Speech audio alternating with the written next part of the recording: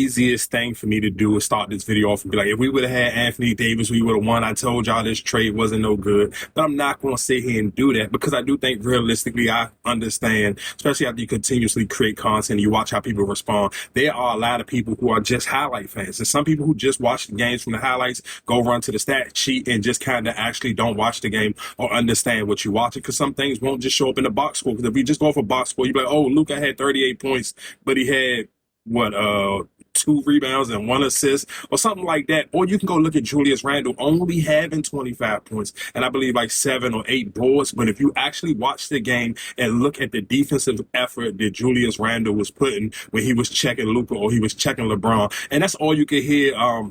Who was calling the game? Doris Brooke. That's all you can hear her say. I haven't seen Julius Randle play this level of defense in so long. I can't believe what I'm watching right now, because those things matter. And that's what we're talking about when we sit here and say, for people who was upset about the Anthony Davis and Luka trade and not was like geeking for Luka, because you watched the heart and soul of your defense leave when Anthony Davis left. And let's be clear, you could put a lot of this still on JJ Redick, because it was like, all right, for the last 2 years, you kept telling me, oh, the Lakers was only losing games because they didn't have Vanderbilt. You needed Vanderbilt's help on defense. Well, Vanderbilt was there. Why not play Vanderbilt? I don't understand that. And that's the stuff that kind of confused me a lot when you sit here and watch JJ run with this lineup, because it's like, okay, if you sit here, if Luka's going to be the scorer, then why not put more defensive play? And I understand you're trying to stretch the floor because you want guys that people got to respect so they can't just close the lane, but still it don't matter. It's like, bro, somebody got to play defense on the other end, because your rim protector could not be Austin Reeves. You talking about late in the game, towards the fourth quarter, you talking about Luka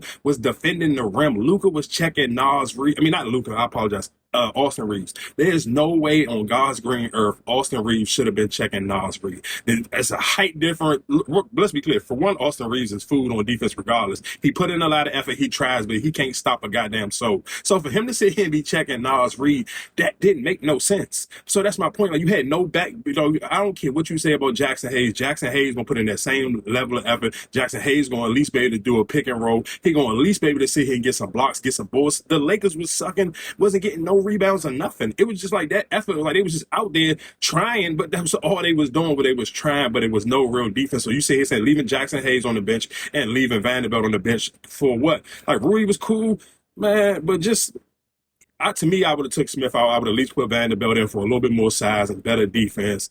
And I may even have had to took Austin Reeves out if you're going to say Luka there, and that's what Luka there for. Luka there to score. What I need Austin Reeves on the floor for at that point in time in the game, it's like, yeah, JJ Redick sucked on the coaching end, and I'm telling you, you miss Anthony Davis. I don't care how you want to dress it up. We talking about actual basketball and not just stats. Like,